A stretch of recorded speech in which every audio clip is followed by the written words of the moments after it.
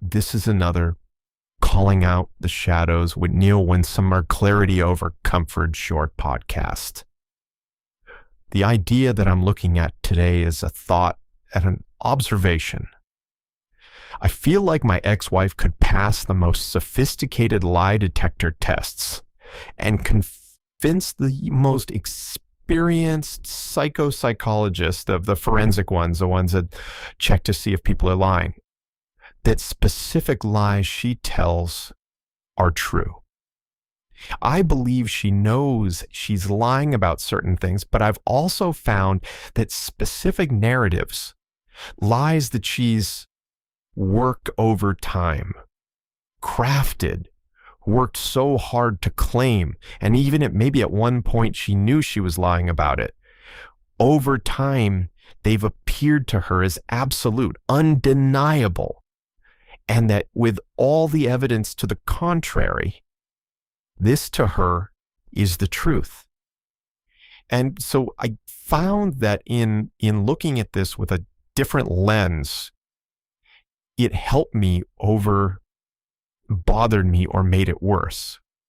There's something going on besides the deceptive elements, besides the stuff that she does on purpose. There is an aspect inside of the narcissistic personality disorder, an element of the cognitive dissonance, an element of what I think is cognitively possibly wrong with her, that she genuinely believes in her heart these lies. And in that, I know it sounds a little wild and off, but there's a little bit of a calm to that.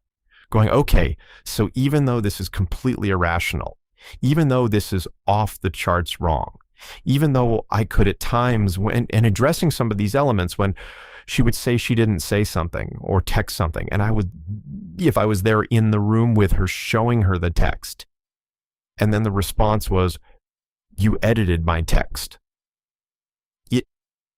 It drove me insane at the time. But I've found this newer, calm way to handle it, that this is about tracking. This is about documenting. This is about showcasing in family court and not trying to get it correct with her lawyer or her. That in whatever she's shared and how much she believes it, there's no way to state it in any way that's ever going to be true. So it's going to have to be a third party outside of her, not her lawyer. And in that, I believe it helps me take a couple steps back, not react or respond with words that I want to say. Like, that sounds crazy. How can you think that? And other things that may even be rational for someone that can fess up to the truth or realize or being caught for lies. But how can she be caught for a lie if she is so convinced that there's no way it could be a lie? And it's unfortunate, and it's delusional, and it's dangerous.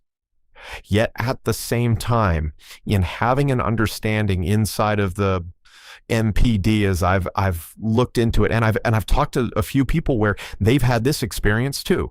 And I'm not saying that's for all people. This is an experience, and I'm not saying all of her lies, she's convinced they're true. I know she's aware of her lying. I can see it. I can hear it. The way she used to move her eyes, the tone of her voice, the speed of her voice. Many factors show that she was fully aware of it. At the same time, with other lies, there were times when none of it came through. And those are the ones I believe she was just convinced and felt were absolutes. And yeah, there is something strange that when you show them that they still can't come around. But that was the interesting observation, that inside of narcissistic personality disorder, inside of lies, inaccuracies, false statements, that there are certain elements where someone and some people are, if the uncommitted to the lie, they truly believe without a doubt that that lie is the truth.